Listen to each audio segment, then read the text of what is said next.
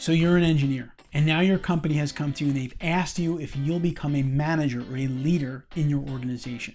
What do you do next? Well, in this episode, I have with me Raine Gardner. Raine is a licensed professional engineer and a team leader at MSA Professional Services. She also serves on the board. And in this episode, Raine's going to talk about when she came to that fork in the road. She decided to go management instead of technical as she progressed her career.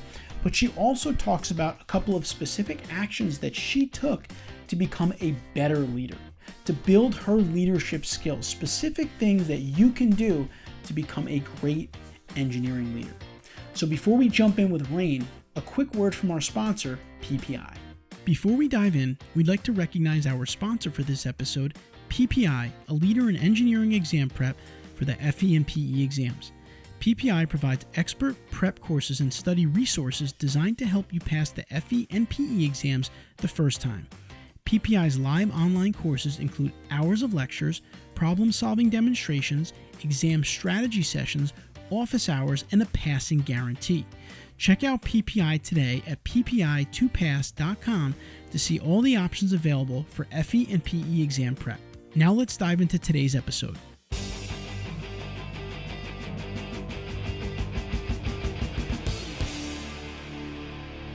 All right, now I'd like to welcome my guest onto the podcast today. Raine Gardner is a licensed professional engineer and a team leader at MSA. Raine, welcome to the Civil Engineering Podcast. Yeah, thank you for having me. No, happy to have you. Excited to talk with you today. So to get us started off, Raine, tell us a little bit about what you do at MSA on a kind of a day-to-day basis, your role there. Yeah. So I'm a team leader, so I lead kind of a multidisciplinary team of professionals. We focus on projects all over from public works, land development, waterfronts, parks and recreation. I also have some building inspectors, zoning administrators. So I kind of got quite a group of different professionals working together on a lot of projects for a lot of different communities that we do work for. And that keeps us moving through the whole process day to day. Didn't really think I'd be at that point when I started my career, when I was hoping to only focus on like roads and transportation. Right. I do a little of everything now, which is it keeps it exciting. Yeah, it sounds like it's very exciting. You know, a lot of different things that you covered there. And how big is your team? Or is that, I guess it's variable, but Yeah, so currently I have 11 staff on my wow. team. Okay. So it's a lot to manage some That's a days lot to manage. Yeah, and for sure. growing. Yeah. Wow. Good for you. Yeah. And we'll dive into that a little bit today as we go forward in terms of, how to handle that as a technical professional, of course, but also I know we talked about this a little bit. And I thought I'd mention it, that you also get involved in some other activities like going to career fairs and engaging with kind of students and younger engineering professionals. I would imagine that that's also a pretty cool part of the job. Yeah, it's fun to give back and be a part of the recruiting process. I do a lot of classroom conversations with students to talk about what they should be looking for in a career, and it just isn't a job. It's what you're looking for full time over the life of your journey. And I think it's important to really think about all the other aspects besides just focusing on I'm graduating and I want a real job that pays me something. Right. Yeah, no, you have to think about the whole experience for sure. And I think that that is a good message. All right. So let's go right to kind of the good stuff here, what we want to get into, which is your experience managing a team of multidisciplinary professionals. I mean, talk a little bit about, I mean, you mentioned it already that it's not something you necessarily thought you'd get into. And I think all of us as engineers maybe think that when we get in, but what were some of kind of the challenges you faced and how you dealt with them? Take us through just the experience. Yeah, so I actually started being a team leader right when COVID hit. So that was an interesting transition, not only becoming a new leader, but then having to deal with everybody being remote, which was a challenge. And it's hard to get to know your staff and your coworkers in that environment because we weren't all completely ready to be put into that setting of being virtual. So it's really important to, work individually with staff and get to know them in order to build that trust and relationship. And so that was one of the first challenges I had, and quickly had to figure out how to work with individuals and then as a team to build that environment. We were a newly kind of created team because I brought in the landscape architecture piece into our group. And so I had been doing more municipal public work type projects, but bringing in landscape architects who come from a different type of education and process and collaboration I really had to learn how to work with them because their thought process is different than mine, which is okay. But how was I able to connect with them, and how was I going to move that forward in order for us to gel as a team? And so that really stretched myself, my own skills, trying to, I really had to come out of my own box, and learn what they do and how they process things. I've attended, conference sessions with them and presentations just to help myself understand Mm, how we can work together and collaborate. mm. So that was kind of the first real part to bringing our team together. And now it's starting to solidify more. But as a leader of professionals that all come from different areas and training and geography, even, it's important for myself to help ask the right questions, bring them together, help them identify maybe what challenges are out there or what we're doing really well at, and how we can help each other learn from those different types of projects and strategies. And it takes a lot of time to not only work together with the team, but individually to help grow everybody, as a full team. Yeah. Yeah. And I think that that's really the challenge of being a leader, is that culture side of it. And I know, sometimes that word gets overused, but really I think Rain did a good job of kind of capturing what that is, which is you have to build relationships between individuals. You have to build relationships between the team. You have to get to know each person on the team so you can kind of facilitate those interactions. And it's a big part of, I think, leadership that really, to me, is the most important part. Because if that's not working, it becomes much more difficult for people to actually work together and be successful at work if they don't, can't communicate well, can't relate well to one another, which is interesting. And before we dive into that a little bit more, because I do want to get into that, but I want to go back to something you said about, bringing in the landscape architects to the team. So when you took on the team leader role, was it kind of your job to kind of pull the team together, or were you just assigned like a group of different people that you had to manage? How did the team come together, I guess? Yeah, a little of both actually. So I had been working with some of the staff that are currently on the team, but then there were also new members that I had to learn to obviously work together with them and get to know them. And so it was a little of both, trying to pull different disciplinary areas together, as well as new staff that I really hadn't worked with before. And then, because of the different work that they do, I really had to figure out how to share my time with each of the groups to make sure that we're strategizing together, and that I'm finding and helping their needs. It was a challenge, and it still is day by day, because as a team grows, we have to deal with all the changes in the world, and that continuously happens. So as the world and the industry changes, so does a team. And as a leader, you really gotta keep it together some days, because Yeah. things can fall off the rails really quickly. No, for sure. And I think, and the reason that I kind of wanted to ask that question too, is because I feel like those are a couple of big challenges in leadership as well. One of them being even just getting to select the team, right? Because then it's up to you to kind of pull the right people together that you think can make it work. But then you may also have people on the team that you don't necessarily have a say. They're on the team. And so that's also something you have to deal with. And like you said earlier, get to relate with them and understand them. And I think you see this a lot when it comes to athletics, where like a team will perform really poorly or well, I guess, and then they hire a new coach, and everyone's like, "Oh, new coach is a great coach; he's going to come in and do great." But that coach is dealing with what was there. Like the coach isn't necessarily bringing players in. Now, a lot of times you'll see a coach kind of bring in assistant coaches that they know and that they're comfortable with their system and stuff, which can help with that. But I think it's another one of the reasons why leadership is so difficult, is because it's dealing with people. And that kind of leads me into what I want to talk about next, kind of the people skills side of things. And I know what I also maybe heard you say is that landscape architects and engineers don't think the same, which is not a shocker to me, that I'm an engineer. But I think that's, again, in any team, people think differently, have different perspectives. I think that's what makes teams great.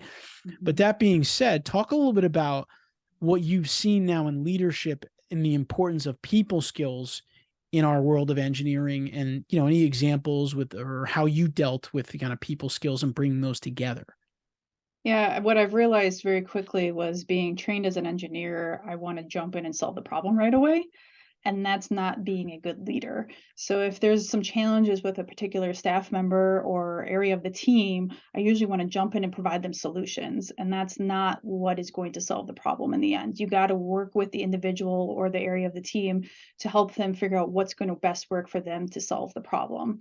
And you kind of got to cultivate that. And I think through some additional training that I did not get in school, I really was able to start asking the right questions and pulling that out of the individual so that they can solve their own problems. I just had a check-in this morning, and trying to use those skills. It's so important because I can't help somebody else grow in their career or fix a problem unless they can come up with a solution that they know they can achieve. And then it's really about the leader and how they can support them in that journey to making positive impact and making the right steps forward. Yeah, I think this is a really, really important point. And, when you were mentioning that, it made me think a little bit about an article I had written on LinkedIn a couple of years ago now, where I was just talking about something that happened to me at home. My son's a teenager, and I went outside to mow the lawn. I was trying to get him out to help me, and he's kind of out there. He's kind of watching me, and I'm thinking to myself, I'm mowing the lawn. I'm thinking to myself, there's still other stuff to be done, trees to be trimmed, etc. So I'm like, you know what? I just got to stop and teach him how to mow the lawn and just let him do it so that I can go and do other stuff. Mhm. And actually, I think my wife, to give her some credit, I think kind of told me why is he just standing there? You make him do something type of thing. And I think it's a very good analogy for leadership. And I think to your point, right, we're so comfortable doing it the way we like to do it and getting it Mhm. done that if we can't stop ourselves and say, listen, the only way to grow the team and do what I'm really supposed to do is to get other people involved and then support them. And I think, and it's a very tricky thing to do, but I think that, and I think you kind of said it well, is that I think you have to understand what your role now is as the leader, Correct. right? Which is not the doer anymore, Right. right? It's more of making sure everybody is successful in their roles. And that in itself is a job. Yeah, it's a change in values. Why did I go to be an engineer? I wanted to solve the problems and be a Right. part of the solution. And now as a leader, I have to change my own values. Am I okay with being a leader? What does that entail? And really understanding now this is my new role. This is what I have to give up in order to make that transition to be successful at that new role. And I don't know if necessarily everybody understands that right away. And it took me some time and I'm working through it, but it's something that's really important in order for not only yourself to be successful, but everybody on your team, because I'm impacting a lot of other individuals Yeah. that I want to make sure have the opportunity for their own growth in their career as well. Yeah, that's absolutely. I think that's you're shifting. You said it well when you said it's a change of values, because you're shifting kind of by essence, what's important to you in your role now is completely different than what was important to you before. And I think that also is why, and I think this goes for most engineering organizations out there, whether they be public or private entities, is the whole idea of, management versus technical, right? That career road path where, you know, not everyone is made out to be a leader in the world of engineering, right? Just because I know a lot of firms will try to push a lot of people towards the management path, but I think the firms that do really well recognize that there will be people that will be technical for their entire career, and they try to provide opportunities for them for growth, just like they're providing managers with growth. And I think that that's a really important thing. And we have a client, and this, I'm talking with their CEO. He said it really well. He said, if you think about it, the management track is really for the few, and the technical track is really for the many. Because if you have 500 people in a company, you're probably going to have 100 leaders, or 150 leaders, not 500 leaders. So I think we need to remember that, and we need to understand that not everyone is made out to be a leader. And if you are, then you're going to change your values a little bit, you're going to shift a little bit, and you're going to grow and need to learn new skills. But not everyone on your team is going to be able to do that same thing. Right. And Right. And that's and it's important. and talking to students, I've helped them identify, hopefully when I've spoken to them, that there are these two tracks, and it's important to think about during your career, because I think a lot of times somebody young comes out of school and they want to start doing this stuff and they're like, yeah, I want to be a leader. but do you understand what really being a leader is all about? And that's the Right. part where I challenge some of my staff, even asking the questions, are you prepared for this? Are you prepared for the human side that is the interaction of leadership? Because a lot of times as you're engineering or designing something, that doesn't always come into full play. And that's probably something I didn't really recognize at first myself, but now heavily have to in order to be successful at leading a team. And that's just always constantly, it's a constant check-in on that day to day. Yeah. Yeah. And again, I think it's just in working with people, you just kind of get a feel for someone and say, man, this person, like he or she really has leadership qualities, right? Like you can start to see it in people, and not to say that you can't develop them, but there's often people that just have natural leadership abilities. And I think the more you lead and you interact with people, you can start to see that about them, and then like you can kind of maybe think about where to set your resources in terms of mentoring and guidance and things of that nature, Absolutely. which is beneficial. So, all right, I want to switch gears a little bit. I know that you're also a board member at MSA, and I want to just understand, what does that mean? What is your role as a board member? How did that evolve? How did that happen? How has it helped you as a leader? What can you tell us about that whole process?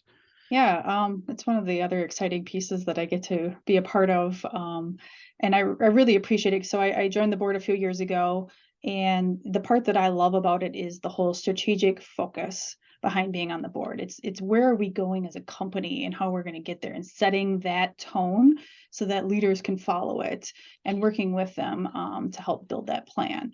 And I really have appreciated, because again, as I mentioned, the economy continues to change, the industry continues to change, our company has to evolve in order to meet those changes, to be sustainable and Mm. resilient moving through things. And I came out of school right when the Great Recession hit, so I know what the lows are. And it can get lower than that. You hate to say it, but it can. So how do we proof our, how do we build a plan that provides us resiliency through another time potentially like that? I mean, hopefully we never see that, but you got to plan for that. And so being a part of the board and looking forward and seeing where we can grow as a company is pretty exciting.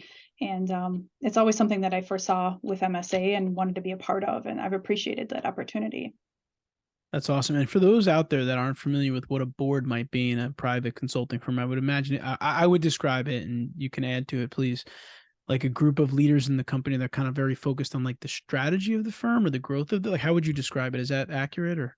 Correct. Yeah, we're setting that strategic focus as to where the next direction might be, and how many years out. Are we looking 3, 5, 10, 15, 20 years out, and trying to plan for where we need to be at that point when the things change. Yeah. And just for context, if you don't mind, about how big is MSA in terms of number of employees, and about how big is the board? Correct. So yeah, we have about 400 employees, and we have 9 board members. 6 of them are internal MSA employees, and 3 are actually external. So they're past CEOs, COOs of Yeah. other companies. Some are still working, some are not. And they provide a lot of great context to our company for our board, because they can give us other realities that have happened to them and experiences that we can relate to, or help guide us through situations we're working through as well. That's awesome. And I would imagine that for you, from a leadership development standpoint, just personally, that being on the board and around those other individuals has probably been helpful for you. Extremely beneficial. I mean, so leading parks and recreation as a new market segment at MSA, it has really stretched myself to build that. But then beyond that, we've hired individuals that have national capabilities, which MSA doesn't do a ton of national work, but we are doing it now, and helping to find that focus on where we can grow within that is really exciting, and finding that support, and that's been really beneficial to be more strategic focused, not only then all the way down to what I do on a day-to-day basis to grow the team in parks and recreation. That's awesome. Oh, that must be a great experience for you. That sounds awesome. All right. So let's talk a little bit about work-life balance, which some people think is elusive, but and maybe it isn't in a lot of times, but I know it can be difficult to achieve, especially when you're a leader, working in the industry that we're working in. These are high pressure projects, deadlines. Can you speak to what this looks like for you and how you try to kind of balance kind of your work responsibilities with your personal goals and responsibilities? Yeah, I always call it's not a balance, it's a rhythm that's probably Mm. disjointed. There are weeks that are going to swing higher towards a lot of work. There are weeks that are going to be a little less, and they got more, personal life stuff going on where I got to take my kids to sporting events or doctor's appointments, things like that, or I'm taking time off in itself. But it's finding then between those highs and lows, the balance between the two. And that can be challenging. And I really have to set boundaries is what I've learned to make sure that I take the time to be home and present with my family, because in today's day and age, we're connected all the time. The phone is constantly connected to email, it's pinging, your phone is constantly pinging, text messages, and you got to be able to be okay with shutting it off. And that's the part I think a lot of people have to really feel comfortable with is, am I going to be okay? Yes, you're going to be okay with turning it off for a few hours, and then, really trying to bucketize your time between work and life. Yeah, I like that a lot. And I read a great book once. It's called The 5 Laws That Determine All of Life's Outcomes by Brett Harwood. And actually, we had him at one of our events and I got to meet him. And someone asked him the question about work-life balance. And I always go back to his answer, which I think really was a good one.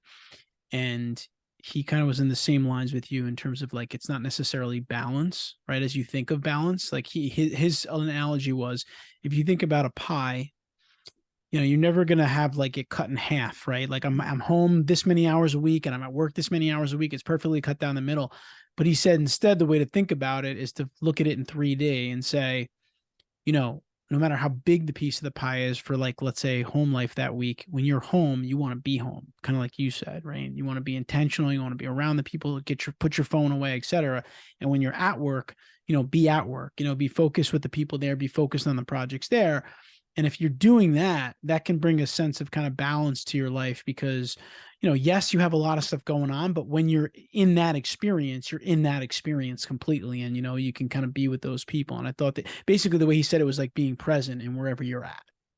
Yeah, definitely. Which I thought The was other piece that I amazing. always I find important is in that rhythm is finding time for self-care. I Yeah. think that has really shown a light in the last few years since COVID started, that time for yourself is so important. Whether you're reflecting, you're spending time for myself, I go cross country skiing, so I can be out in the middle of the woods, It's awesome. just myself, my thoughts, having that calming time where I maybe don't have the kids around me and I don't have my phone ringing. It's things like that where you can find your center so that you can be grounded in both areas then and be present at those times. Yeah. And that's really important too. I'm glad you brought that up because I think the idea of self-care and taking care of yourself so that you can be well, physically, mentally is important because like I know for me, I started playing pickleball this year and started doing some stuff just to stay in shape because you could just work yourself to death, quite frankly, right? And like then, Absolutely. but the problem with that is that your work quality is going to go down. Like I always tell people, if you work more hours, the quality of your work may actually go down. Whereas if you work less hours and you work out and you keep yourself in shape, it can contribute to you being more engaged at work, right? Maybe thinking sharper, doing things better. Absolutely. So I just caution anyone out there that thinks the number of hours, like the more hours, the more higher quality work or the better you're going to do. It's not always the case. It's about, using those hours most effectively and keeping yourself in shape so that you can be on the top of your game. And I think a lot of people, unfortunately, have gotten that wrong, but I think it's starting to become a little bit more, people are talking about it more and trying to, take care of themselves more, hopefully. Absolutely. I'm way more excited now that you mentioned pickleball, though, because with Parks and Recreation, that seems to be a daily topic on my team. Yeah. Pickleball is awesome. I've gotten into it. My son plays with me and we go a lot and it's easy and it's fun. And like, you don't have to be a professional at anything to do it. You can pretty much pick it up. And I played with someone who was like 90 and I played with like my son who's 13. Yeah. So, kind of, Yeah. it's a real good sport for all ages. All right. So let's talk a little bit about career pathing. I know I mentioned it later. We talked a little bit about the whole idea of technical versus leadership roles. So I know I mentioned that, but let's go back to your own experience, right? When you kind of had to make that decision, or like at what point were you like, I really think that I'm ready to go, or I'd like to go more into management as opposed to technical? Just walk us through your experience with that, fork in the road that I think everyone gets to. Yeah, absolutely. So I can definitely be honest in the fact that when I came out of school, I wanted to be an engineer and do things like that. But I quickly realized that back from childhood, I like to lead. I always rounded up all my cousins and made them listen to me, which maybe isn't the best leader, but it's been brought to my attention multiple times that that was how I was with them. So I recognized pretty quickly in my career that I probably wanted to be a project manager and start leading my own projects. And I evolved into that very quickly. And then realizing that, okay, if I'm doing this, maybe I want to lead my own team. And that's really where the next step was. And then I started asking some of those harder questions, within the area where I was working, as well as within our company. And that's kind of led to, myself evolving into that team leader position, as well as being asked to be a part of our board of directors. It's just that forward thinking process made me really want to strive to be in that leadership position to help drive where our company might be going, what we're doing for the type of work and things like that. Not everybody wants to do that, and that's Right. perfectly fine because we need the technical side, and I appreciate it because now I never really was able to focus in one particular area in technically, and I was such a generalist that I didn't have that particular area to just go down that path, and I knew that's where I wanted to be more on the leadership side. And others do, and that's great. And we need them to be part of the team to really be able to talk to clients and communities and to lead those projects all the way through. So I think it's a great collaboration, and I think it's great that companies are really starting to recognize those different paths and reward them as people go down those different tracks. Yeah, no, for sure. I'm seeing a lot more of that too at our clients where there are, high level technical roles in consulting firms and in engineering organizations so that you don't have to feel like in order to get paid more money, I just have to go into management, even if I don't like it. Right. And that's Right. really important because it's not something you want to do if you're not good at it, or it's not something you're interested in, because that's just going to cause a lot of problems for a lot of people. Absolutely.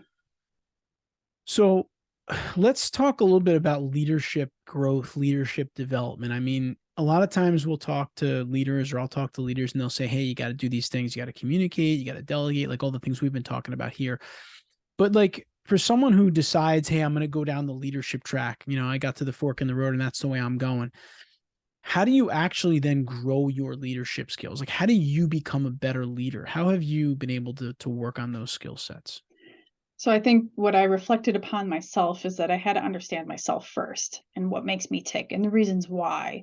And that was a challenge because I thought I led my cousins, right? I can lead somebody, I can lead a team. Well, not through dictator style. So I really had to realize, how do I work with the individuals and the team itself to, move us forward and grow. And that was a challenge. So I've attended quite a few training sessions that have dug pretty deep, like on my own personality and what makes me tick Hmm. to make myself understand, like, these are the triggers I have to bring success, and these are the areas I need to grow that will help support the team. And I was weak in like empathy and some of the areas like that because I was pretty solid, as an engineer. We can solve problems, we can keep on doing things, and that's not what it's all about being a leader. You have to understand that everybody has a life, everybody has things impacting their day-to-day job and what's going on inside work and outside of work. So it really made me understand that as a leader, I need to round myself out more in all different areas to work with staff and other leaders in the company to move the company forward as well. And that was a challenge, but through several different training sessions that really helped focus on those areas, helped me build confidence to lead, have improved my skills, and it's a continuous day-to-day adjustment as new things come up. You have to learn to adapt, and you have to be okay with reaching out for help. I think that's one of the biggest things I've realized is that when I hit a solution, I don't maybe need to solve it. I need to maybe bounce it off of some other leaders and ask, hey, how would you help go through this process? Because I've never done it before.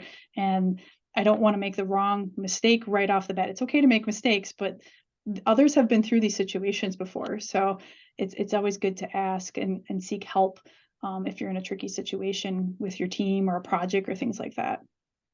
No, that's great. I mean, those are sounds like two actions that anyone could take to develop their leadership skills more. Number one, like you said, you have to learn more about yourself, whether that's through assessments or tools or coaching or however you end up doing it. That seems like step number one, if you, right. So that you can Mm-hmm. kind of know what direction you need to go. But then also that second step that you talked about, which is understanding, if I am this, what do I need to do to build the team that I can work well with, but also ask for help. That's the real Right. second action that I think we all need to make sure we do. And this happens a lot. And I know sometimes as a new leader, a new project manager, someone might say, oh, I don't know if I should ask for help because then people are going to think I'm not a competent manager. I'm not a competent leader. And that's something that can happen. And it's something that, your manager really needs to put you at ease about, quite frankly, to say, hey, you're a new manager. Congrats. You're a new team leader, whatever the case may be. I'm here to help you. I'm here to mentor you. In fact, we've done a lot of work with MSA and helping them with their project management development program. And that's one of the things that we've tried to talk to the project managers about is just because you're a new project manager doesn't mean that you know everything. I mean, Right. obviously, number one, that's why you're in the training program. But beyond that, you need to be able to go to an experience, a senior PM or your supervisor that's managed projects and be able to ask them something, especially when something doesn't look right in the situation, right? I mean, for example, we talk about all the time how scope creep is such a huge project management pitfall. Well, if something doesn't look right, if someone seems like you're doing something that you shouldn't be doing on a project, or the client maybe contacts someone on your team directly and is asking them to do something they shouldn't be, that should be raising a red flag and you need to get help. But I think when we fall into, I can't ask for help because I'm going to look incompetent, then we can have problems. It's easier said than done, but it's important. Well, better to ask the question sooner than have the mistake later to deal with. Exactly. So those are two really good, I think, actions that any leader can take. So, learn about yourself. And one tip I'll give everyone on that is we do that a lot at EMI. We use some different assessments and tools. And one of the, if your company maybe doesn't have any assessments or tools right now, and you want to do something on your own that's relatively inexpensive, there's a great book, Strength Finders 2.0, by, I don't remember the author right now. It's under the Gallup umbrella. And if you purchase the book, basically Strength Finders is an assessment that will tell you your top 5 strengths and how to leverage them. And it's really interesting when you do it across teams, but you can buy the book on Amazon, which is relatively inexpensive. And with the book, you get access to the simple top 5 assessment. You can go online, you can take it, then you can learn what your strengths are. And then in the book, they explain how to leverage those strengths. And at EMI, we've even done it with everybody here where everyone's taking in and we're going to do some group activities. But the point of this is that I think if you take the action that Raine suggests in terms of learning about yourself, also when you're assembling your team, you can have people that complement you. Because if you're someone who's like really a driver and, go get this done, you probably don't want to have 3 or 4 other drivers on your team because it's not going to end well in that situation. You're going to want to have some other people, someone that's more expressive, someone that's maybe analytical and they think about data and things of that nature. And so I actually think that this is a really important aspect of leadership that I don't think is told to leaders enough when they start their job, is to really think about the different work styles and personalities of people on your team. So you can kind of make sure that people are meshing. Mhm. And we've talked about it a few times already today, which I think just goes to show you how important that really is. And I'm glad that we're kind of reinforcing it today because the people interaction is just so important to the success of your team. Absolutely. Yeah. Builds up the full team. For sure. So I guess as we kind of wrap up before we get into our hot seat segment here at the end, so how do you maintain kind of a growth mindset and kind of continue to improve your leadership skills and push yourself? Because I'm sure that even as you've been a leader for a while now and it's longer and longer, there can be some, sit back, get busy with everything going on and not think about, continuing to develop yourself. So how do you try to keep a focus on that? So I'm constantly trying to do research. It's reading, it's doing research within the areas that we do work in, where the market is at. That's helping me stay in attachment with everybody on the team because as I'll be honest, I grow older. I might be more detached from technology and some other things, especially if I'm not doing the design.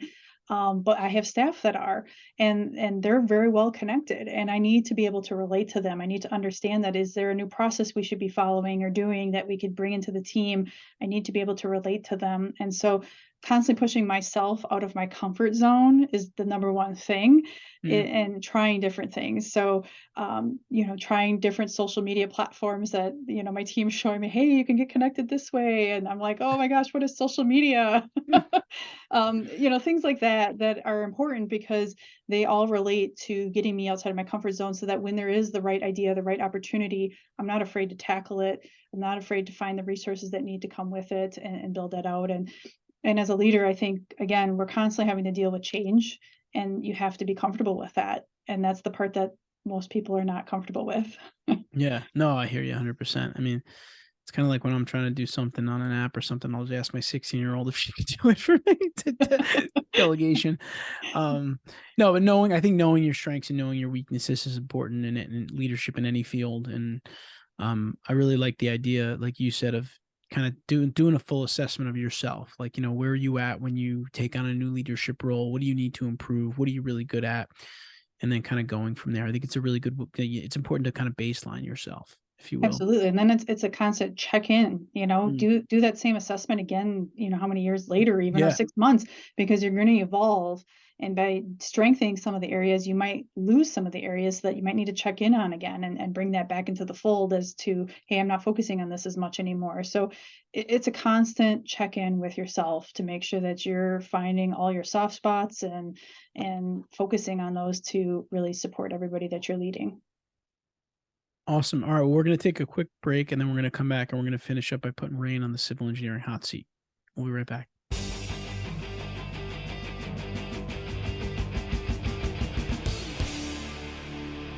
All right. We are back with Raine Gardner. Raine is a licensed professional engineer and a team leader at MSA. All right, Raine, are you ready to go on the civil engineering hot seat? Absolutely. All right. So first question, do you have any specific rituals that you practice every day? Maybe it's a morning routine or a lunchtime routine or just something that you do consistently that contributes to your success?